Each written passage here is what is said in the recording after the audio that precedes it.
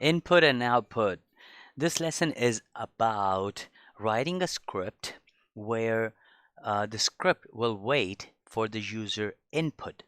So when you run the script will wait for it for you to type in something. So it would take your command and then output based on that written statement that you have given to the script. So the way it works is the things or the scripting commands that you need to use for that is read, which will wait for your input, and the output would be echo. So whatever that you input, it will output to the screen using the echo command. So let me log into the machine and I will show you how this could be done before I confuse you more. So I have my machine open right here and I am in my home IFZL my scripts directory. I am going to create a script called um, input script, just like that. And I'm gonna go ahead and hit enter. I will define the variable. Next thing, as you know, you put the author. I'm not gonna just wait time. I'm just a date, description, and so on. Anyway, so you should type everything. I would definitely recommend you. So again, since we don't have time, I really want you to learn fast. So don't worry about it at this point. Then you um you put in like echo hello.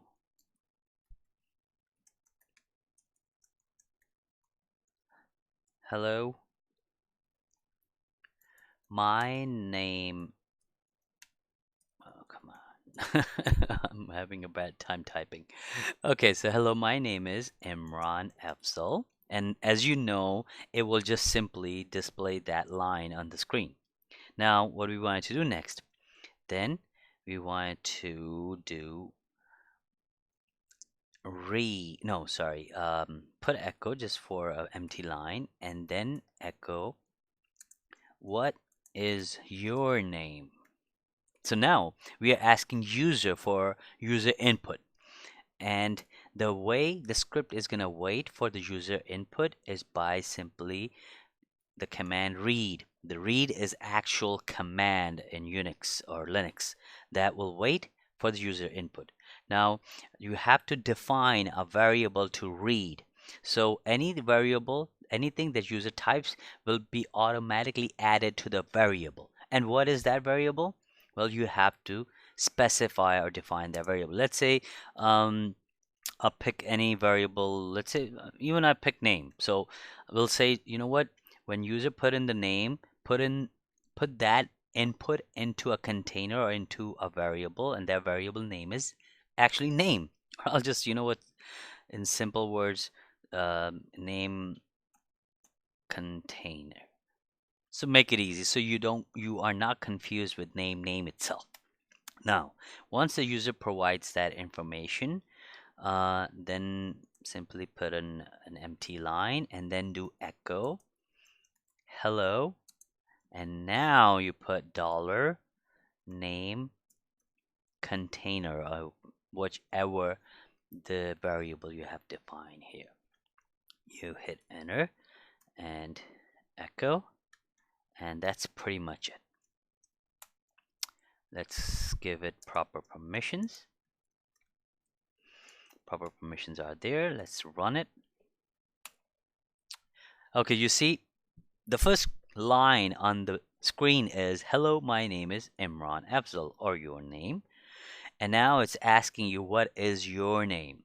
So it's waiting. See, you didn't get the prompt back. Why? Because the script is waiting for your input.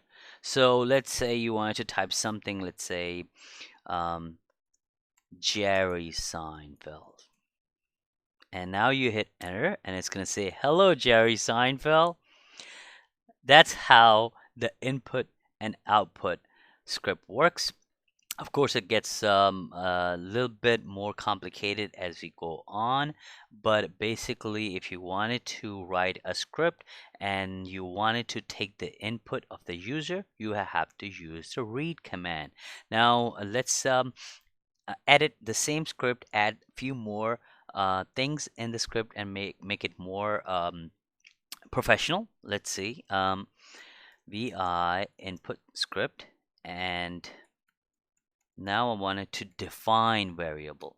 So I'll say the variable, let's say a equal host name. And you know host name is actual command in Linux that will give you the host name of your system. So I wanted to say hello, my server name is $A. And what is that $A? The $A is the container right here. And that container is what? Host name. That it will show you right here. And then you'll say, what is your name? And now, just for giggles, I wanted to change the read it to just a different container. I'll put B. So just so clarify that you do not focus on the container name. Container name could be anything. So you're asking, what is your name? And the user who's going to provide the name will be put into the container called B. Now echo hello B and bye.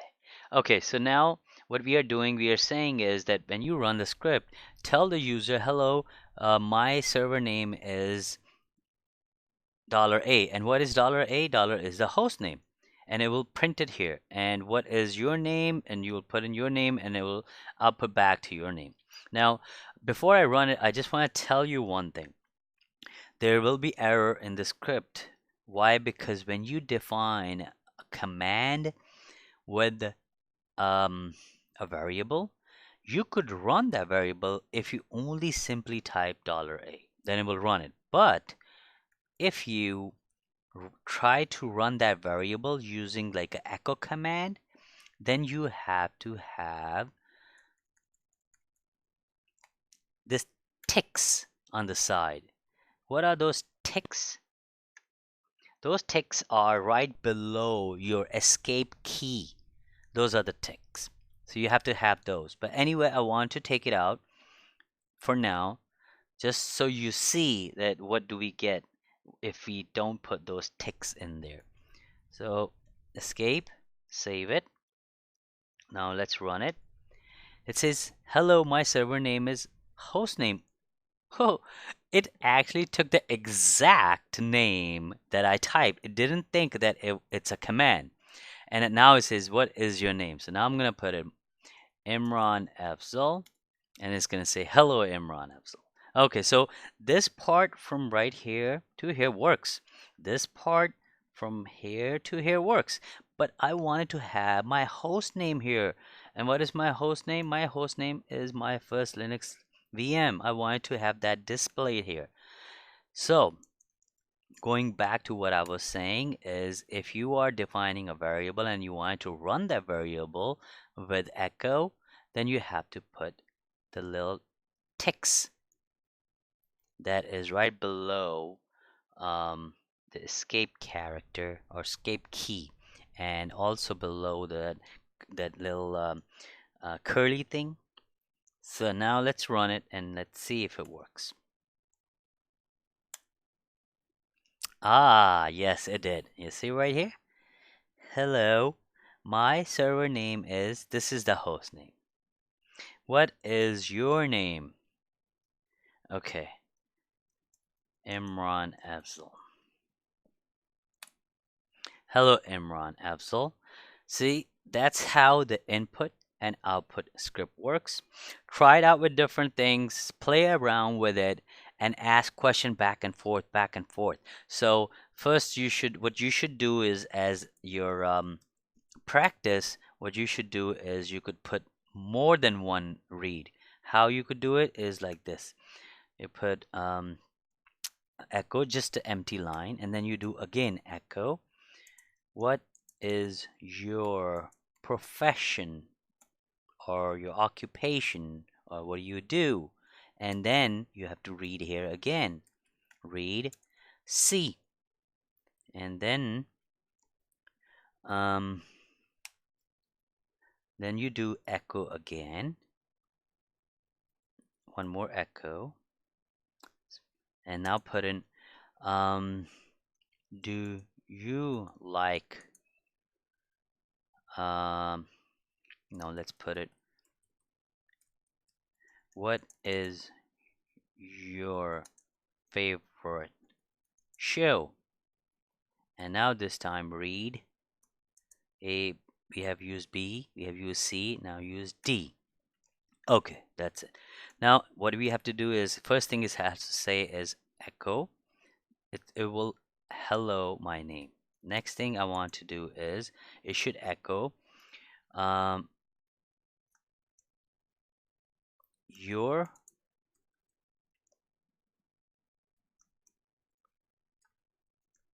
your profession, which is whatever the profession is, C, is awesome.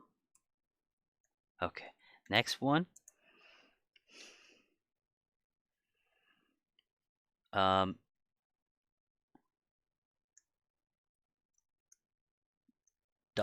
$D, which is favorite show, is a good show. You see how I did it? First, I asked three questions. One, two, and three. Once I have all those three questions asked, then I have put all these questions in different containers and I am outputting those containers one by saying, hello, Imran Afzal, echo, your profession, whichever is awesome. And then your show, whatever the show is a good show. Now let's see if we could run it successfully. Slash input. Okay, the first name, the first question comes up. What is your name? Imran Afzal. See, now it gave me a second question. It didn't give me the output right away. Now it's waiting for me to give it all the information it wants. What is your profession? Let's say um, engineer. Okay. What is your favorite show? Seinfeld. And now when I hit enter, because I have answered all the three questions, and it will say, hello, Imran Afzal. Your profession, engineer, is awesome. Seinfeld is a good show. See how it works? Now, think of this now.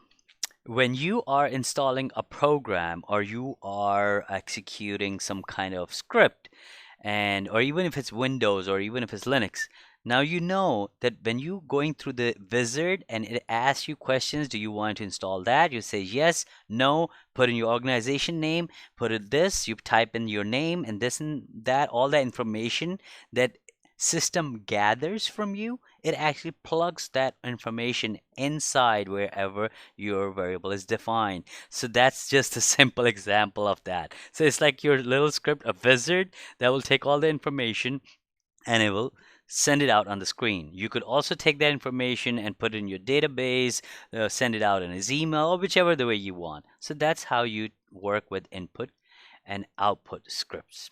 Again, I will say go ahead and keep that script long, add more things to it, add fun things to it. There's so much you could do with it. And if you want to share your new creative script, be my guest, send me an email. And I hope your script runs without any error. If you get through any problems, not to worry about it. That's how we learn.